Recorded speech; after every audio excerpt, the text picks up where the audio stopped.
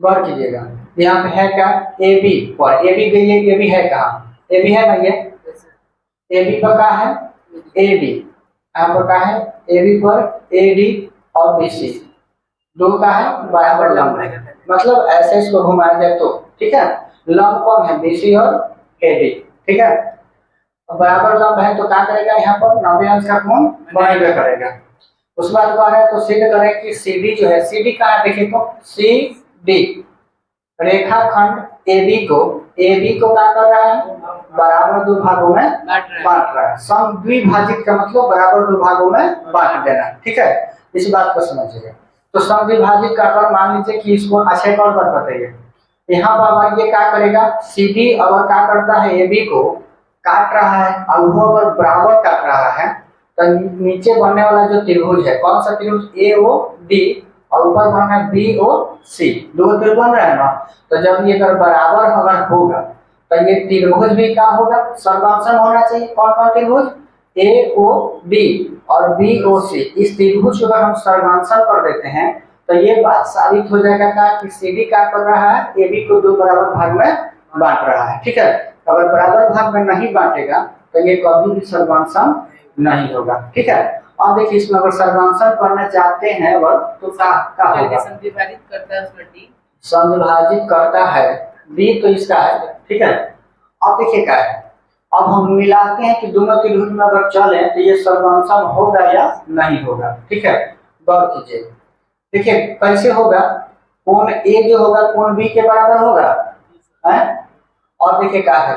High कोणवा इस कोणवा के बराबर होगा कि नहीं होगा, ये काहे बराबर होगा,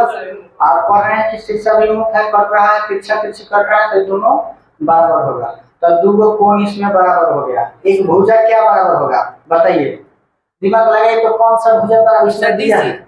देखिएगा यहाँ पर डीसी, कौन सा डीसी, नहीं डीसी नहीं होगा, उसी को तो कह रहा है कि अब साबित करना है, इसमें कौन सा और एक भुजा जो है बराबर है जो दिया हुआ है, एडी बराबर का है बीसी, दो बराबर लंब कह रहा है, देखिए गौर कीजिएगा कहाँ है, दो बराबर लंब, यहाँ पर गौर कीजिएगा का, यहाँ पे दो बराबर का है लंब है, तो जो दो बराबर है तो ये और ये क्या होगा, एक दूसरे के बराबर होगा, तो देखिए क्या हो गया, ये भुजा बराबर हो गया,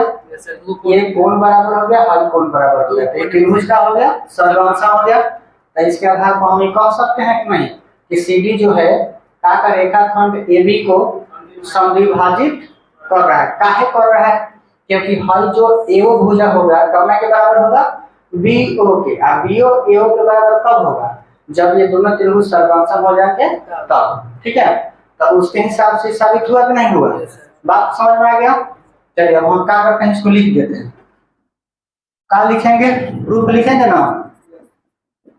प्रूफ में लिखेंगे त्रिभुज का नाम है ए ओ डी और त्रिभुज बी ओ सी में, ठीक है, पहले क्या होगा बताइए, कोण ए जो होगा कोण बी के का है 90 अंश का कोण बन रहा है, 90 अंश का 90 अंश है, ठीक है। उसके बाद बताइए कोण बी ओ सी, कोण बी ओ सी बराबर कोण ए ओ डी का है, क्योंकि शीर्षा है, हाँ ठीक है। उसके बाद क्या होगा, ए डी बराबर का है आपका बीसी, ये क्या है आपका दिया है, तो मतलब इससे जब दिया है तो हम क्या हो सकता है, लिख देंगे कि अतः त्रिभुज कौन सा है, त्रिभुज ए ओ डी सर्वांशन त्रिभुज का हो जाएगा बी ओ सी, ये कामना नियम से हो गया भाई, दो इसमें एंगल आया है, angle S,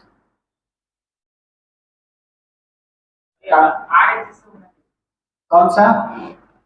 R H S, ना आर एच एस नहीं होगा, आर एच एस में एक कोण होता है, एक क्या होगा कर्ण होगा, हाइपोटेनस इसमें कह रहा था कि साबित करना है, तो उस रूल पर हम लोग उसमें नहीं जाएंगे, ठीक है, बात समझ में आया ना, मतलब हमारे कहने का मतलब आरएचएस में एच एस में एक राइट एंगल, हाइपोटेनस एगो साइड, तो इसका अगर हाइपोटेनस देखा जाए तो है ना,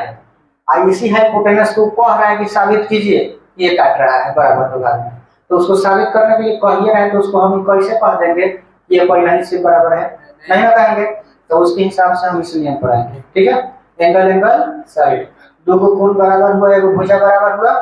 तो ये हम लिख देंगे काफी से इस एंगल एंगल साइड सर्वोदय समता से। ठीक है, ये तो हमको प्रूफ नहीं करना था, प्रूफ हमको क्या करना था कि क्या कर रहा है, सीबी क्या कर रहा है, एबी को समविभाजित करेगा, तो सीबी जब एबी को समविभाजित करेगा तो इसका मतलब